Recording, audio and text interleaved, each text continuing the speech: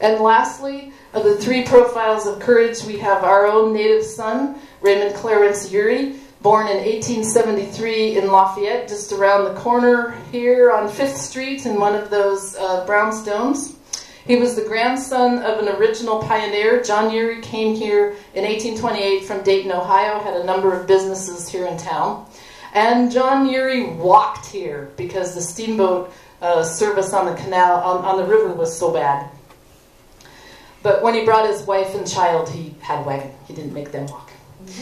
And the Olympic report in 1908 lists Ray Ewry as being 6'1" and 162 pounds, so he's considerably taller than Lewis.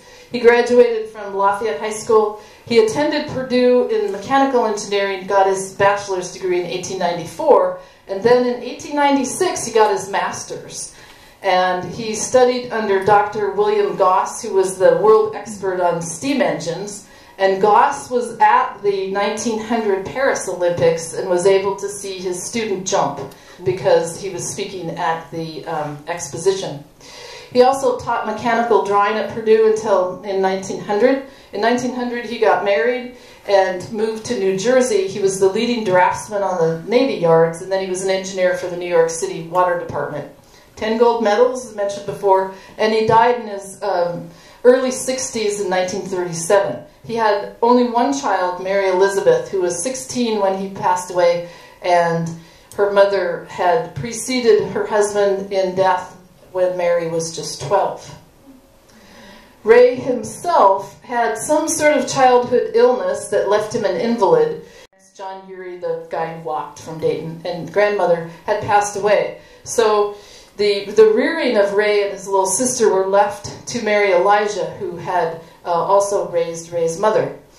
Ray joined the track and field team at Purdue and immediately started setting track and field records and was an active member of the Chicago Athletic Club in the 1890s. And so here he is in London, the standing long jump, and you can see by his records that his best jumping was in 1904, and in 1908 his times, his distances are somewhat off his previous. He's also starting to get kind of old. And then on the same day, he has to do the standing high jump.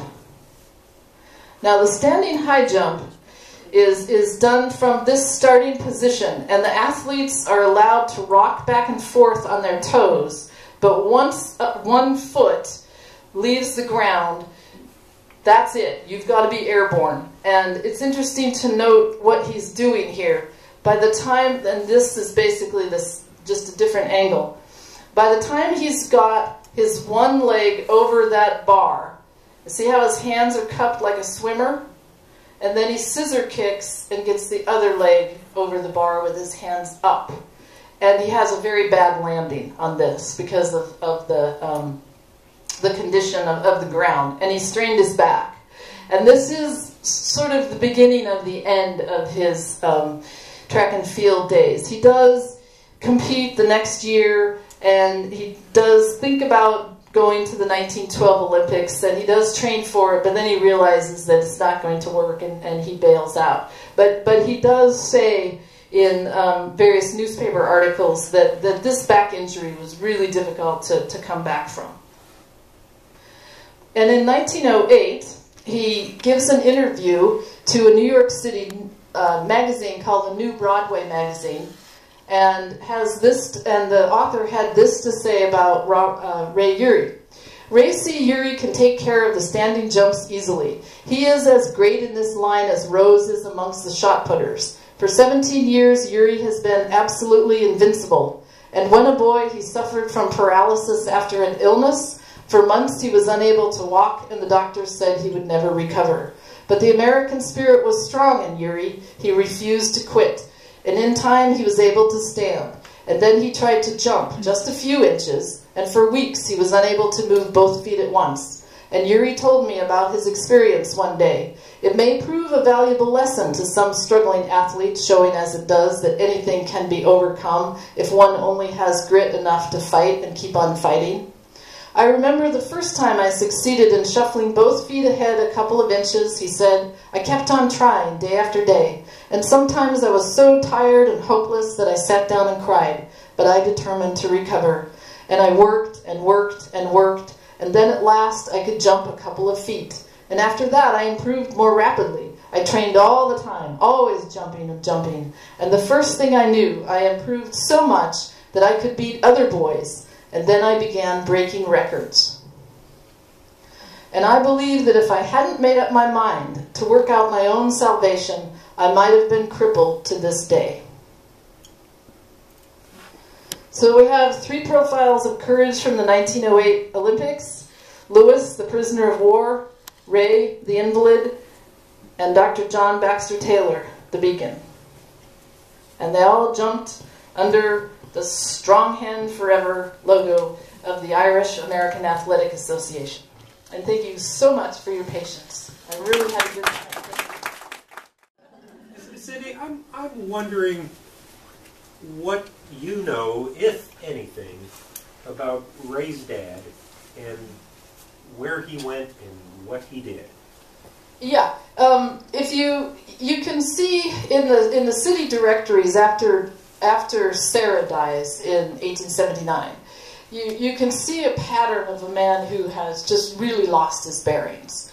And so he lives with his parents, the children are with Mary Elijah, and he works for his father and his brother Jacob in the woolen mills. And when Sarah died, George lost his business. He had branched out to, about the time that Mabel was born, he had branched out and opened up his own lunchroom. It's one of the few surviving Ewry buildings with, of any affiliation to the Ewrys still standing in Lafayette. And prior to that, he'd been working with his brother who had a lunchroom about where Huntington Bank is now. And so, he's in direct competition with his brother, but I don't know. Maybe it was okay. There's nothing to indicate there was any animosity between the two of them. But he loses his lunchroom business, and he had incurred a bit of debt because in the grandfather's will, it basically says to his heirs not to forgive George's debt to the father. So he apparently borrowed a lot of money from his dad.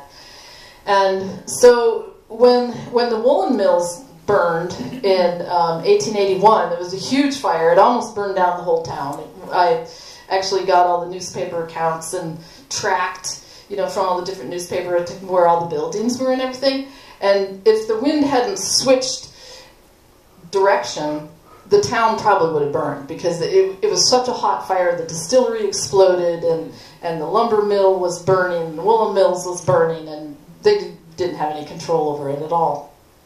And so then George is out of a job. So he's lost his business. His father loses his business. Both Jacob and John decide they're too old to restart it, and so they don't. Jacob retires, and John dies a few years later. And so George joins the fire department. And by that time, he's living at a boarding house. And then, in the next couple of years, I forget exactly, I think it's 86 or 87, he's not in town.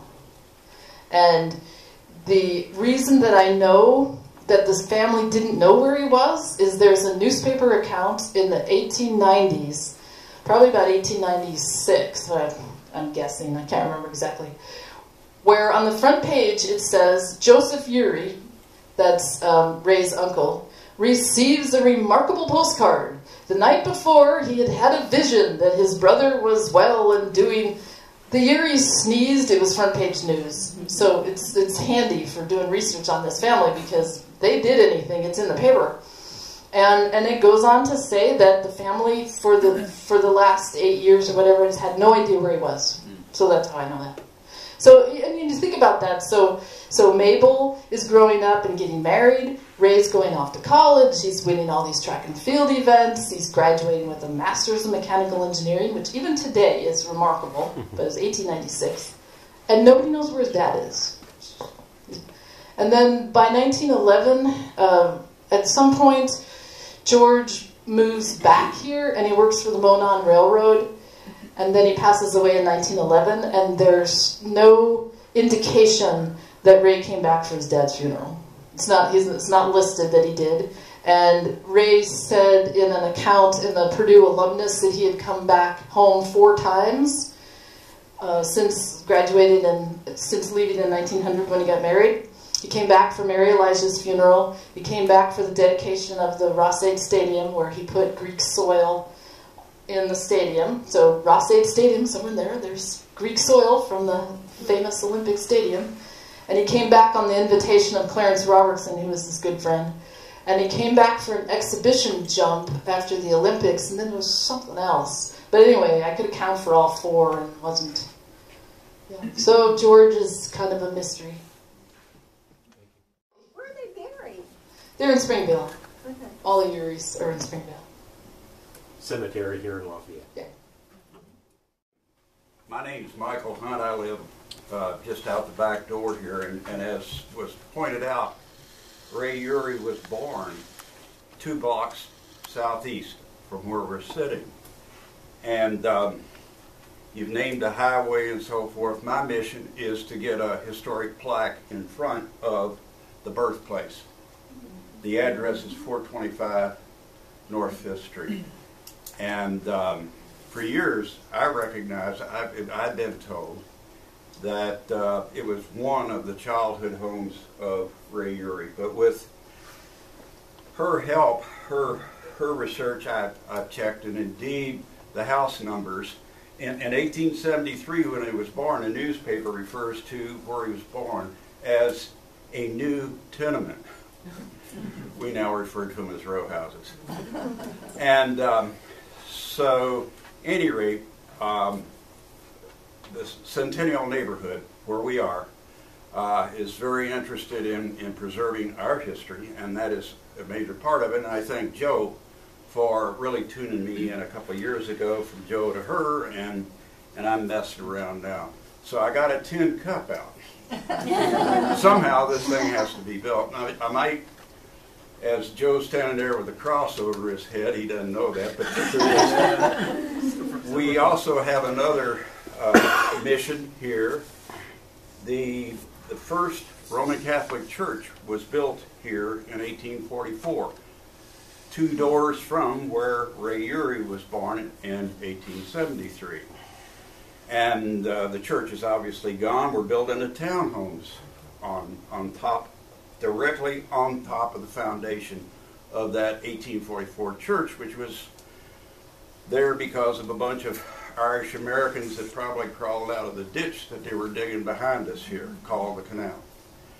So at any rate, we have the mission, I guess, a dual mission of promoting a plaque, historic marker for Ray Ewry's birthplace, and then for the importance, the contribution of the first Catholic Church built here in 1844. Well, thank you again so much. It's Thank really you a so pleasure. much.